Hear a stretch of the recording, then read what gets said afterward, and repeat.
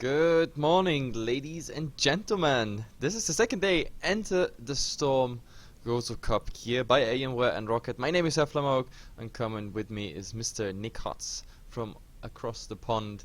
We have amazing games today. Sort of thanks to yesterday, we even have the winner bracket final being played out today, the last game at least. We have the loser bracket final, and of course we have the final, the best of 5 final. And before all that, we still need to find out who gets in the loser bracket final, and that will be 3 games we will cover before all that. All the times and everything has been updated on the bracket, so just use the chat commands, find it out. And Nick, we have pretty much not too much time. I'm already copy pastaing the draft link, and then we hop already into the game.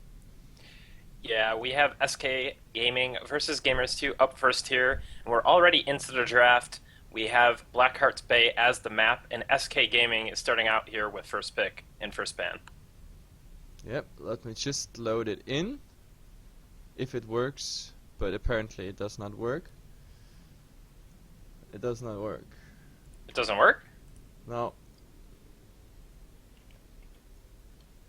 For some reason it does not open my Heroes draft properly. Now actually it does.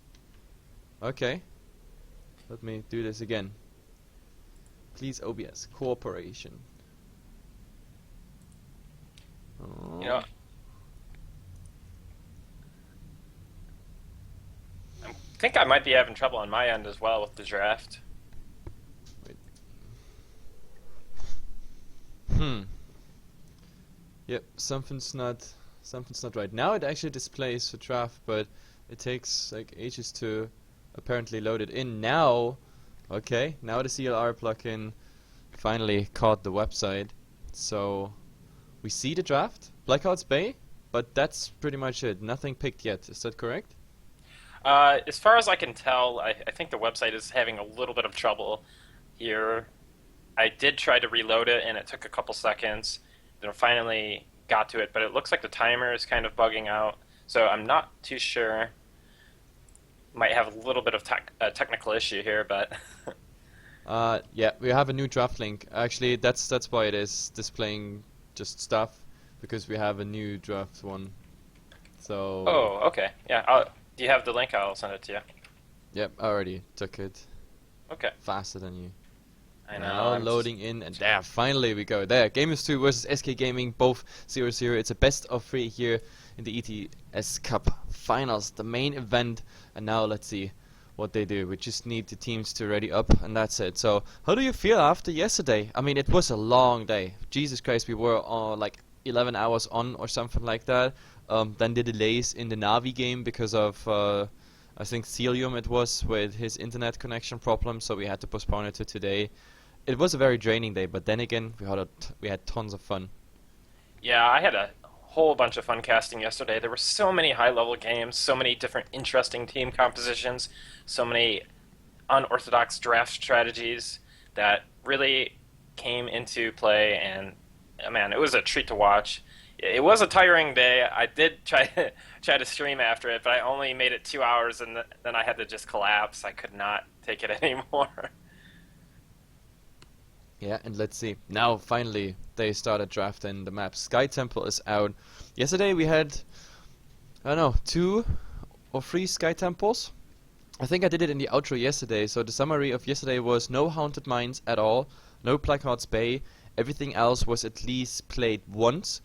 We had 2 Dragonshires, 2 or 3 Sky Temples, 1 Tomb of the Spider Queen, and the rest was pretty much Cursed Hollow alongside with 2 Garden of Terrors, if I'm not mistaken. That is the summary of yesterday's games, pretty much. Yeah, we did see that Tomb of the Spider Queen with a really unorthodox comp coming out from Na'Vi, using that Illidan and the Melee Zero tool with no warrior comp, which was really, really amazing to see, and it worked out really great on that map. Yep, and we have to see what else is there. I mean, at the moment it's... Ah yeah, the devs, they just told us like, yeah, the server was a bit lagging. That's nothing we can do about, but let's still hope they strike something out. Haunted Mines, Sky Temple out, Dragonshire out. Well, then I guess Blackheart's Bay will follow in just a second. And if they ban Cursed Hollow, then we see Terror or Spider. That would, of course, be amazing, just for me. Yeah, Hefla really wanting to see more of that Tomb of the Spider Queen, Yep. and I don't mind seeing it as well. It's a really action-packed map. A lot of roaming and ganking styles can be quite strong on that map, and well, we still don't have a ban on that map, so it could be possible that we see it still. But we do have Gamers2 striking out Dragonshire, SK Gaming striking out Haunted Mines and Sky Temple so far. So we do have kind of the bigger maps. Oh, okay, now we do actually have Cursed Hollow, Dragonshire, and Blackheart's Bay being struck out by Gamers2. So only Garden of Terror and Tomb of Spider Queen left in the map pool. I just got news that I think they're gonna draft this in chat, since it's lagging too much. Even though they proceed right now here, it seems to work and everything, but well, I think Tomb of the Spider King was selected, but I'm not sure if that was timed out or not. Like somehow they have problems connecting to the servers. We had that yesterday, by the way. We were trying to figure out as casters like what's going on with that last draft, for example, that last hero, that the Gaslow, I think it was. Why it was picked and everything, but then later I found out it was actually the player disconnecting from the draft. So the one who had the draft open and everything, he just had a disconnect, and then it random for him. So it was not even a glitch in the draft tool. But of course, we as casters, we don't know it. We just see what's going on, and then the rest is up for guessing, pretty much. So Got me all excited for nothing. We did see that Gazlowe in the draft, but it ended up being more of a disconnect on the part of the drafter. Really unfortunate. Wanted to see that Gazlowe, but do we have word if we'll be drafting in the lobby or not? Yep, we have to see. I mean, at the moment nothing's going on this one, so I guess this draft will time out and they will chat draft, which means we're gonna show our pretty faces, talk a bit about yesterday, and then hopefully we get a final draft up. So let's see what we got here. Jesus, where are my scenes? There are my scenes, right? So what can we summarize of yesterday before this game starts? There were more action. I have to say, some Na'Vi domination. We really saw them come out really strong in this tournament, not even dropping a map until that unfortunate disconnect problem in the winners bracket finals, which will be continued right before the loser bracket finals take place, of course. We do have Na'Vi and TL tied at 1-1, and man, Na'Vi has been showing their incredible strength. The first game of that series, we did have Team Liquid drafting an unbelievably strong Illidan comp, but the Wombo combo comp of Na'Vi has just was able to deal with it, and we've been seeing that from them a lot yesterday. We did see Team Liquid do really, really well. They defeated Gamers2, who 2-0'd Dignitas in convincing fashion, but Team Liquid proving themselves to be such a strong team with that double healer Illidan comp, with that Sergeant Hammer in there. So very strong Team Liquid is looking, and man, I am really looking forward to today. Yep, yesterday were quite some surprises, to be honest. I mean, Complexity, they didn't manage to actually qualify. Fnatic dropped out due to technical difficulties in their bootcamp, so Complexity got in, and we thought like, okay, yeah, we have an A team actually competing here for the money, but then Complexity lost versus Stigma and got in a loser bracket, and I was like, okay, maybe some teams need the loser brackets to find themselves and then just get through the tournament, but it just didn't work out for them. In there, they met SK Gaming, and it was a 2-0 as well. I mean, the Stigma game was at least close. It was a 2-1 for Stigma. But yeah, Complexity out on the first day. Yesterday we already talked about like some reasons that might be involved there, but for me it was kind of upset. Then again, if not Complexity out, then the other team would have to fall out, and that's also bad news because all of those teams are pretty amazing. What I'm also surprised is Griffiths, because Griffiths, they made such a good impression on me yesterday and the weekend before, like really, really good performance, but well, they failed to Dignitas, and I think they met Team Liquid before that, and that you fail on Team Liquid, that's not a surprise, and this is also nothing you have to be ashamed of, because as a new team going against Team Liquid, and they are very, very routine already, I don't know, I wouldn't be upset about this.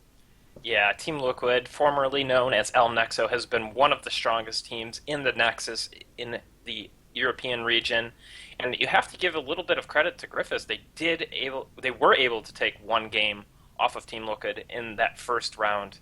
So definitely look for Griffiths in the future as a strong and upcoming team. But man, Team Liquid, they're looking really strong. Yep. And as for the schedule today, some people might know it, or some people just are too lazy to check the pages. We have now Gamers2 versus SK Gaming. Then at 16 CEST we have Stigma versus Dignitas, and the winner of those two matches, they will go in round 3 of the loser bracket. This is the match that will come at 18 CEST. So I guess my favorites are here Gamers2 and Dignitas. That's where I would put my finger on. But then again, Gamers2, they had kind of a disappointing performance in comparison. But then again, they also went against Team Liquid, and that's, yeah, it's a hard bite to chew.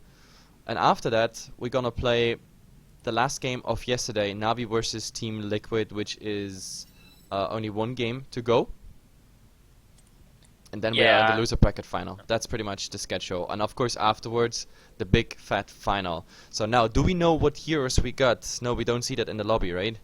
Ah, I think they're still haven't. I don't think they drafted yet, so we can get into this lobby here and definitely check out what picks and bans happen. We are again on Blackheart's Bay, so definitely can see some um, different priorities as far as heroes go. Wave clear being really important.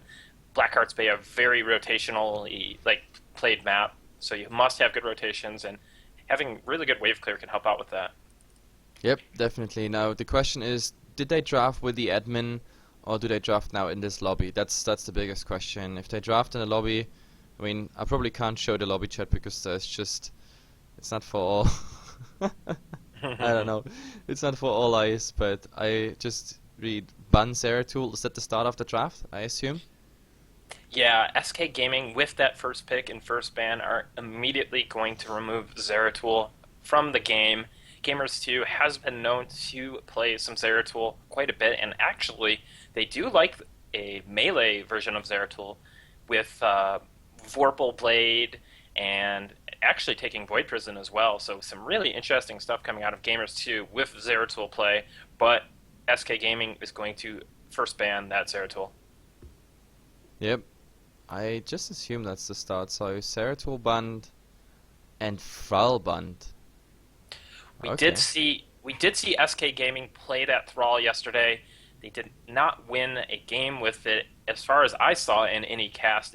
They may have played it off stream, possibly against Complexity or something to this regard. But we're going to have that Thrall ban coming out from Gamers 2, and the team of SK is going to first pick Illidan. No huge surprise here. Yep. Illidan. The question is now. I mean, they have the first bun, which the first pick, which means we have two now to go for Gamers 2. We do still have Jaina available. Could be a very likely pick, but Vala and Tassadar also very strong picks as well due to the nature of Blackheart's Bay. It's possible we could see something like a Jaina Tassadar. I mean, ETC is definitely an option as well.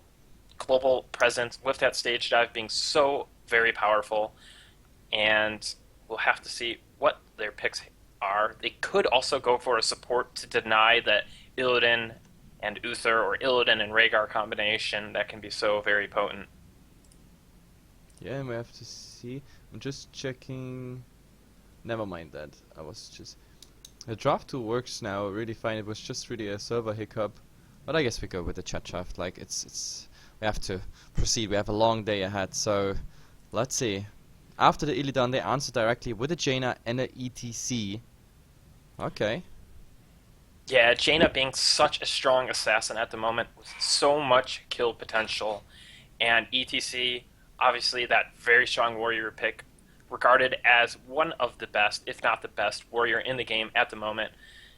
He can be rivaled a little bit by Diablo, but ETC time and time again proving to be such a very strong pick, and we're going to have Jaina ETC coming out from Gamers 2. But how will SK Gaming respond? what will be the third pick of the game here? What do they want to take with their Illidan comp? I have to imagine they want to Uther. get. That was my guess, Wow. but My guess was going to be Tastar, but we do see Sylvanas and Sergeant Hammer coming out from SK Gaming, and those can be quite potent picks. The pushing power of Sylvanas and Sergeant Hammer can wreck bases in mere moments. So Sylvanas has proven to be quite a strong pick. We did see Sylvanas a lot yesterday. Gamers2 really liked that Sylvanas with the Zagara combo, the Devouring Maw, into Entangling Roots from Malfurion, into the Wailing Arrow. So maybe trying to deny a little bit that Sylvanas combo, but also get Sylvanas for the pushing power, which can be oh so strong on a map where pushing is important, like Blackheart's Bay. yep, pretty much. But I don't know. I'm really surprised that nobody's like secured that Uther, and now that you have like a Illidan, Sylvanas Hammer. I don't know. The Uther probably has to come on the other side, otherwise it's just too strong. Yeah, I'm kind of surprised we didn't see a Tastar coming out from SK Gaming. I feel they may have been able to belay one of those picks, probably the Hammer, a little bit longer, to get Tassadar, who is so strong on a map like Blackheart's Bay. He can shield buildings against cannon shots. He has really good wave clear. He has that Oracle for the vision to help kind of see around the map in different little places an ambush could be waiting. But we do have that Sylvanas Hammer, and how is Gamers2 going to respond to that? They already have that Jaina ETC combo. Do they want to get something maybe like Tyrande for even more burst damage and lockdown to go with that Jaina? Are they going to try to get one of the top tier supports here? We'll have to see in a moment when they make their picks. Well, they're taking their time at the moment. That's the bad thing if you don't have a timer there sitting. Yeah, and really curious to see how these comps work out here. Sylvanas with the Illidan is quite interesting. Sylvanas can be quite a potent pick against Illidan because of that Wailing Arrow, but having it on the side of Illidan can be quite strong. But we will have to see what the next picks are. And yeah, the lobby it's tricky because you don't know how long it's going to be until the picks come, so you keep kind of just musing about it. But yeah, I'm Well, I'm really showing it eager now to on see. screen since they actually just do the draft and everything should be fine, so I'm showing it instead of Hmm. our beautiful faces. Okay, So the okay. chat got something, they don't have to write it down like I do. Yeah, that would be a little bit inconvenient for people tuning into the stream, but yeah, we do have that lobby draft, the old school style of drafting. Man, I can remember back into the day before, well, they took away the custom games, and then we had like a chat channel for drafting, and then we would try to queue up on ladder and get each other, and then there was this whole side game of trying to snipe people doing scrims, and man, those days, the dark ages of Heroes of the Storm competitive scene. But now we have such great tournaments, we have such good prizes and money on the line, and just more events and bigger events to come. I wonder if they're actually discussing what they're gonna go for, because I think this one is obvious. I mean, Uther has to be one of them. After, I don't know, Illidan, Sylvanas, Hammer, you have to secure that Uther, because I just imagine Sylvanas, Hammer, Uther, and then what would you do as a second support if that was the case? With Illidan, Sylvanas Hammer.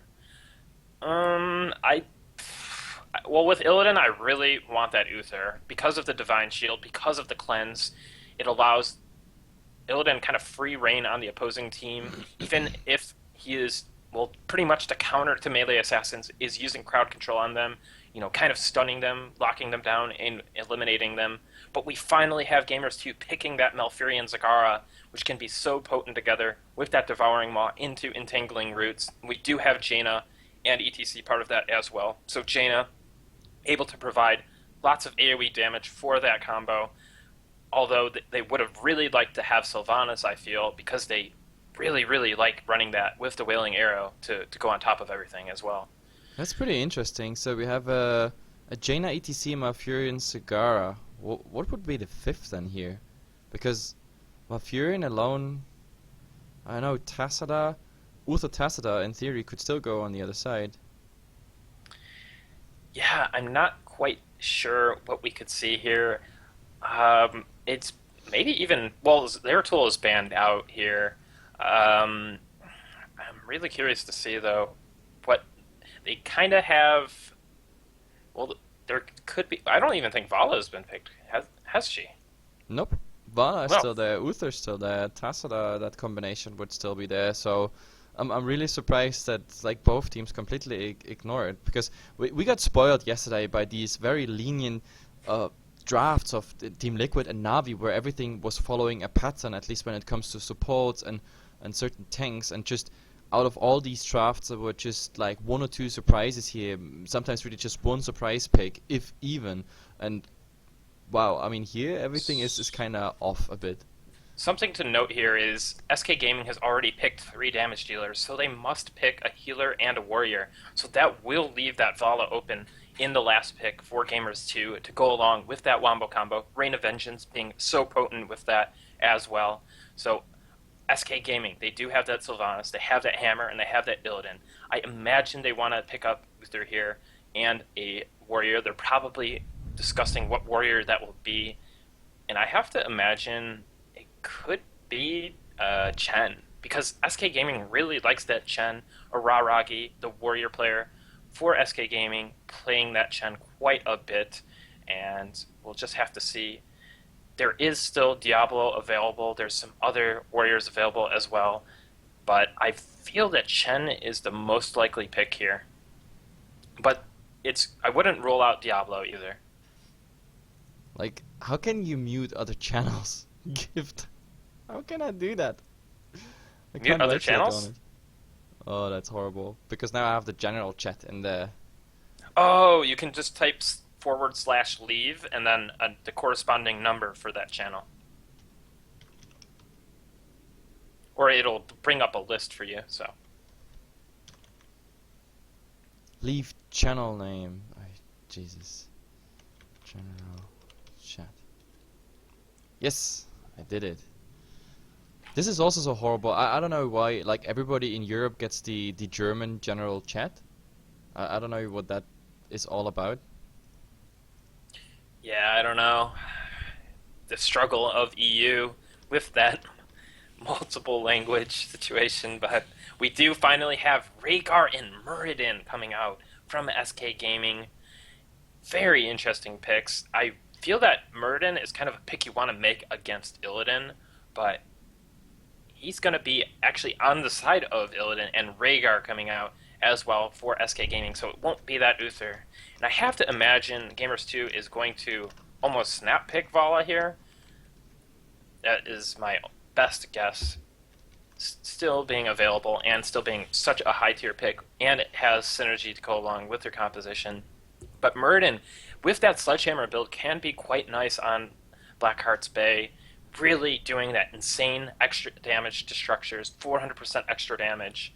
And yeah, with that Rhaegar, dropping an Ancestral Healing on a Muradin can be so valuable. But we are just waiting for Gamers2 to lock in their last pick, which I have to imagine is going to be that Vala. Yep.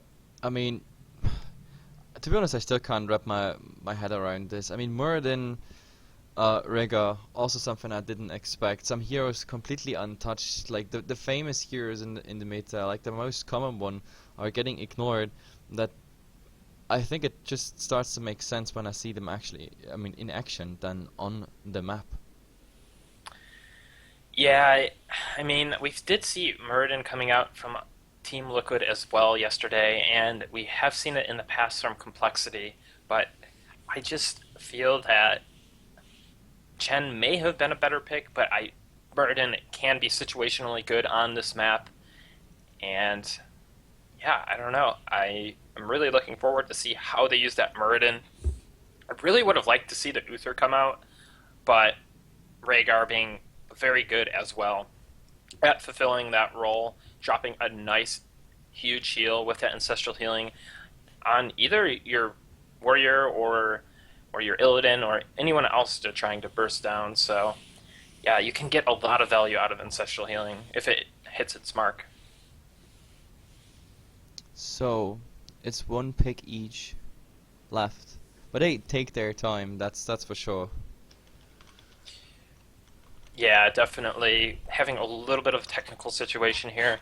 So we're in that lobby doing the old school style of drafting for Heroes of the Storm, and both teams kind of taking their time. They're not limited by any timers. They really want to take their time and make the correct picks here.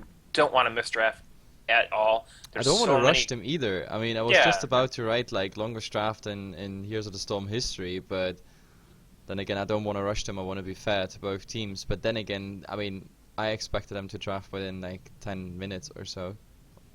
But they really yeah. take their time.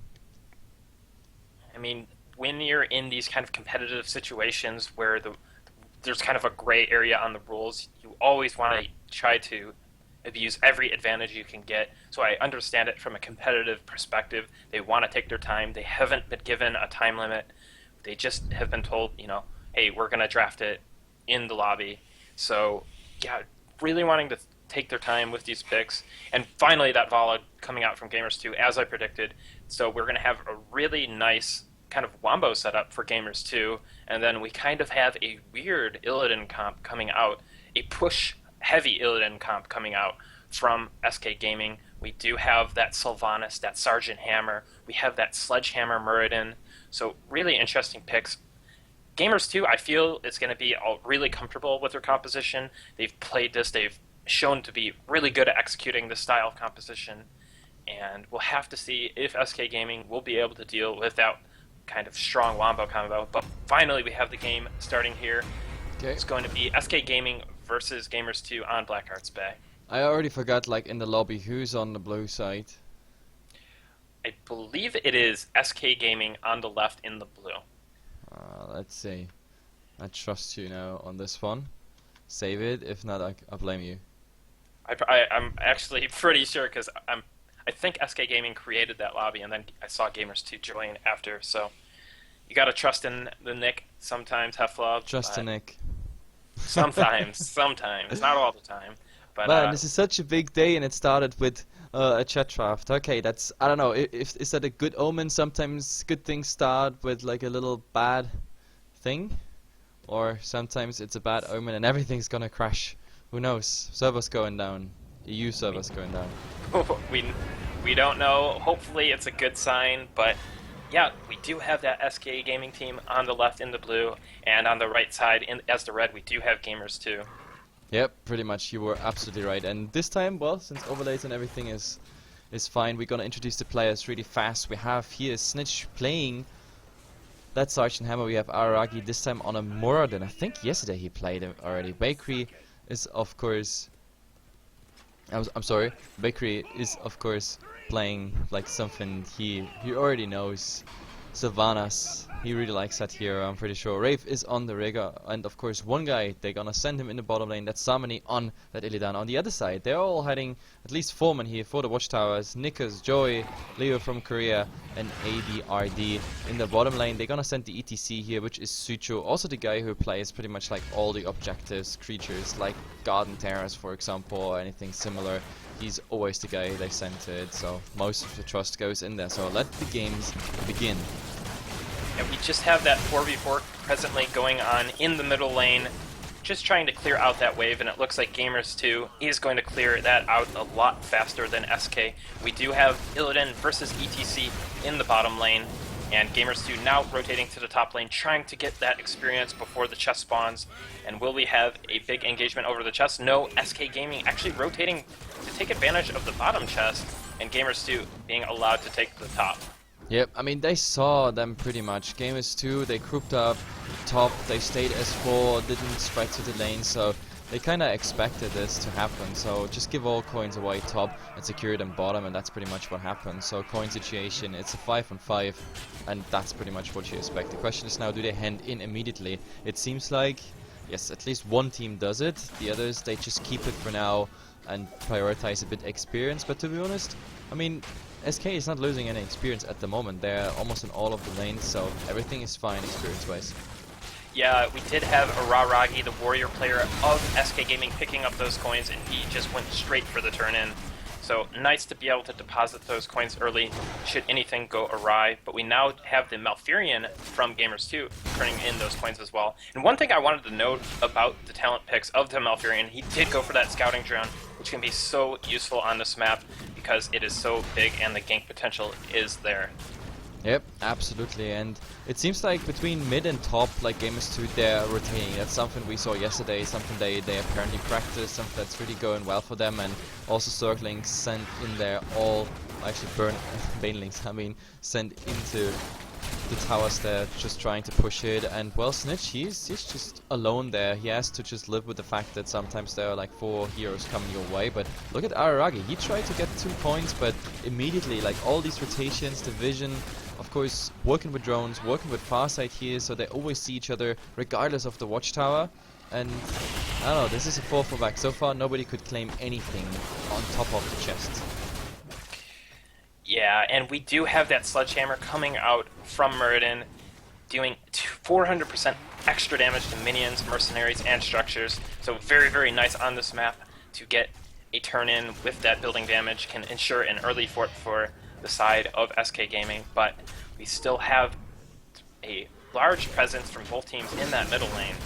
Yep, but the Illidan at the moment is not doing too fine. I mean, Samani, he has to be careful. Sucho is doing quite a decent job. It's always a 4 from back, but I'm not really sure who is actually winning now.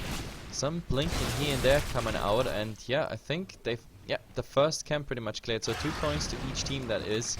But, well, there's still a lot more to go. And this rotation, top to mid, just keeps on going. Gamers2, very, very mobile, while SK is playing more static style. Yeah, something to keep in mind about that matchup with Illidan and ETC. Illidan having a nice power spike at that level 4, getting immolation, but his hit points are so very low that he has to be careful taking any kind of trade. And level 7 approaching now for Gamers2, so that guitar hero talent will be a power spike in his favor now as well.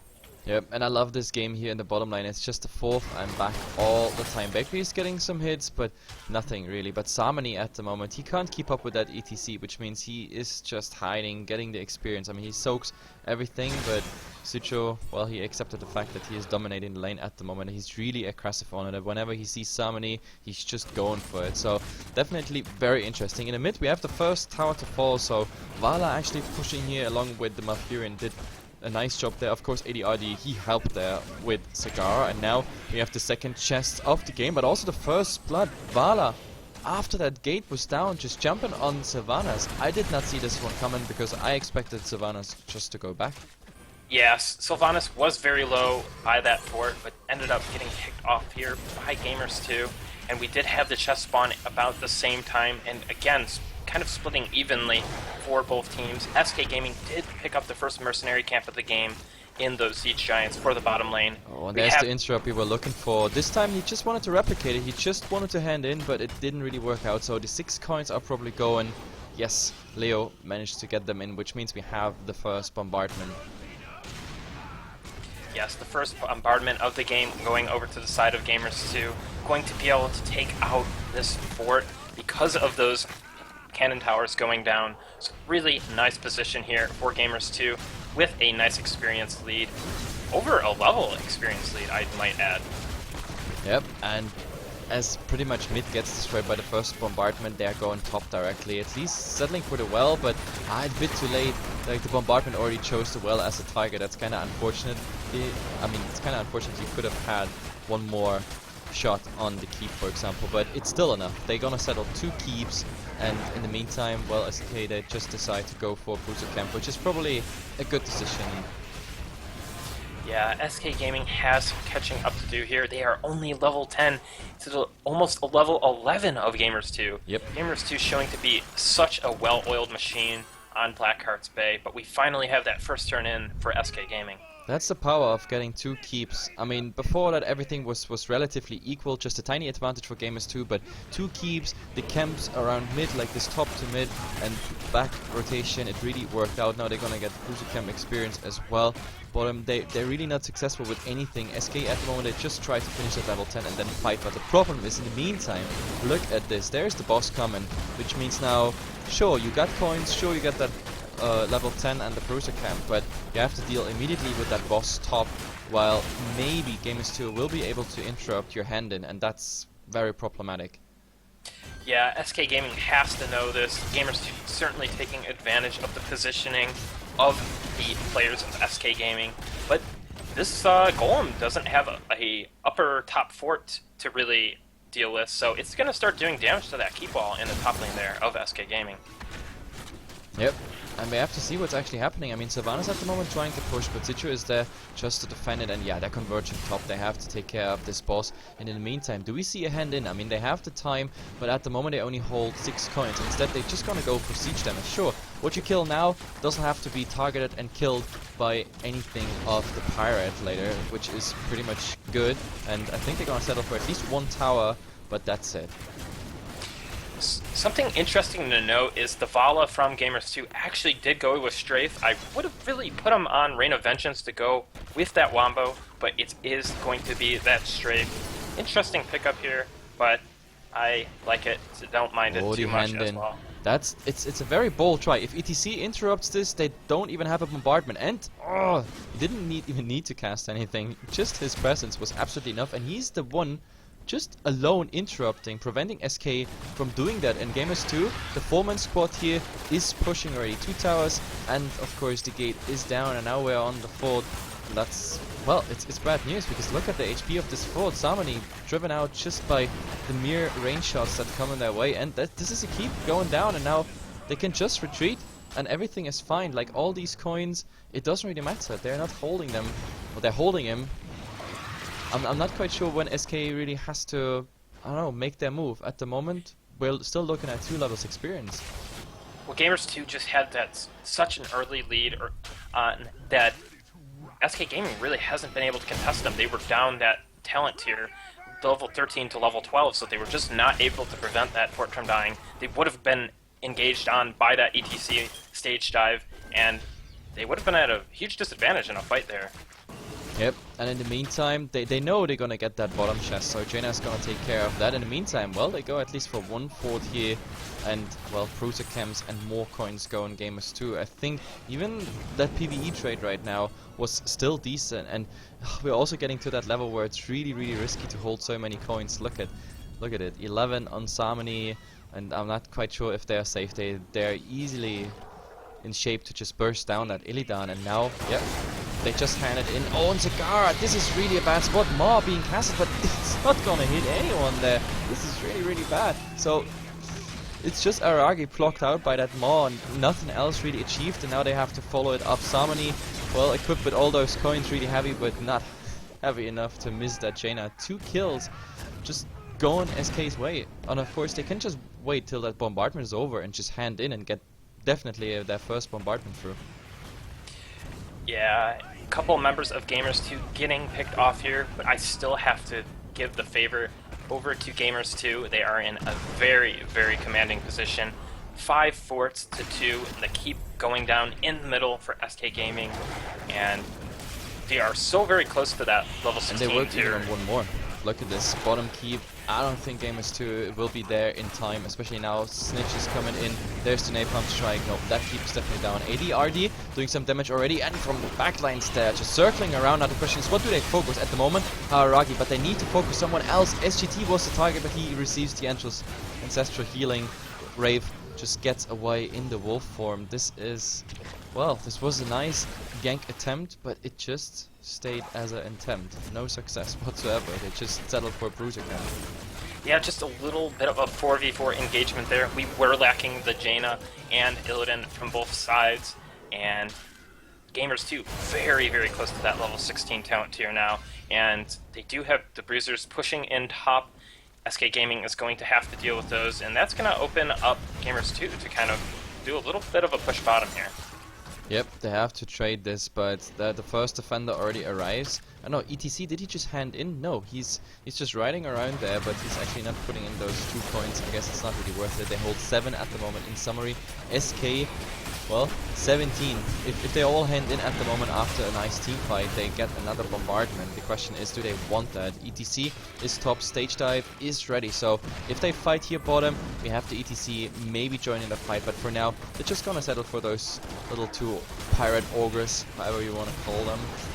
And let's see if a fight actually breaks out.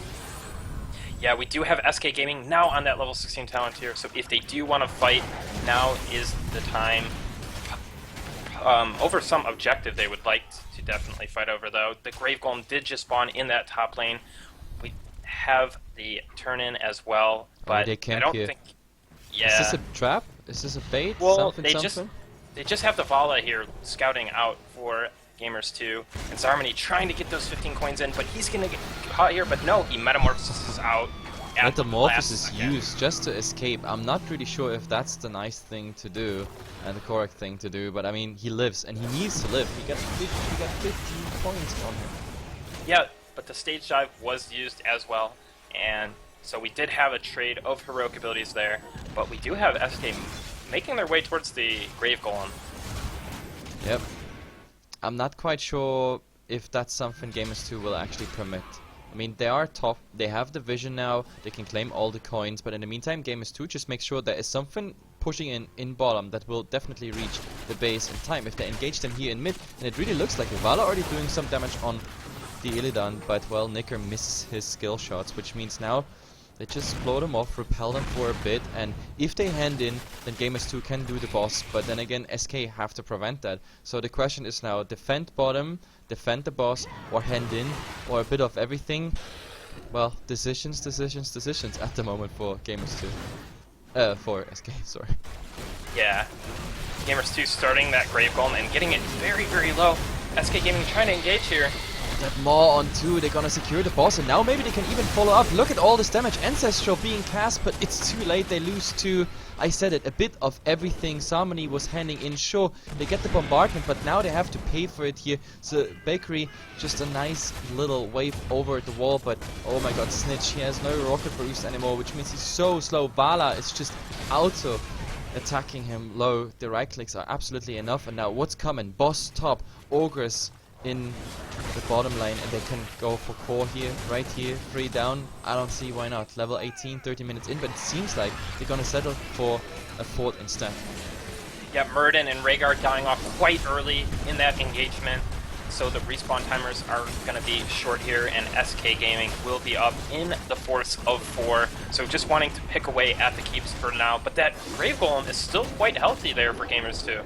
Yep, it is very healthy. I mean, this is like 3/4 of HP. Now, sure, they have 4 to defend, but, well, the keep is gonna get the first damage with all the heroes boosting that as well. But Metamorphosis coming in, but oh, look at this. He's just dying right away with the Illidan down now. Sure, Hammer respawns as we speak, but look at the core. It's already down. Some more punches, and that's pretty much it. That was a, I don't know, very anticlimactic end. Like, SK Gaming, I think they knew what's going on with that golem, but they just didn't commit to it. Those 2 guys dying in a maw, that's a big question mark for me. Yeah, really nice maw there from ADRD, the Zagara of Gamers2. And Gamers2 just showing they are so much better in the Black Hearts Bay map. At least for this match, they had really run a clinic on how to play that map. Yep, and now we have to see, the second draft should be on the normal draft tool. I hope that like nobody has any connectivity issues this time. So let's just go in our little waiting screen and then wait for draft number 2. As I said, the game, it started out very nice execution by Gamers2, but I thought like, okay, SK, they're holding back, they have tons of coins. I mean, they had, like, before that last scenery of where everything went down the hill, they had like, what, 25 coins or so in summary. If they would have won a fight even more, they had like at least 2 bombardments on their sides, but handing it in was pretty much what, yeah, destroyed their game. The Illidan not being there for a fight, bad decision. Yeah, and they were just out-rotated by Gamers2. Gamers2 just rotating around the map, taking mercenary camps, taking structures out. So it wasn't only the fact that they couldn't turn in the coins, but they were just getting outmaneuvered by Gamers2. Yep.